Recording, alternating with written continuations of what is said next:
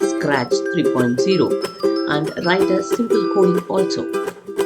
Now Google search, you type online Scratch editor. You will be getting a screen. Project editor Scratch, you click on that. The Scratch will be on and it is available to you. Now you're going to write a very simple coding for making the cat to run or walk, whatever it is. So when the flag is touched, then you're going to move the cat 10 steps forward. How many times? You can repeat 10 times. You're going to repeat it. Click on the flag, the cat is moving 10 steps.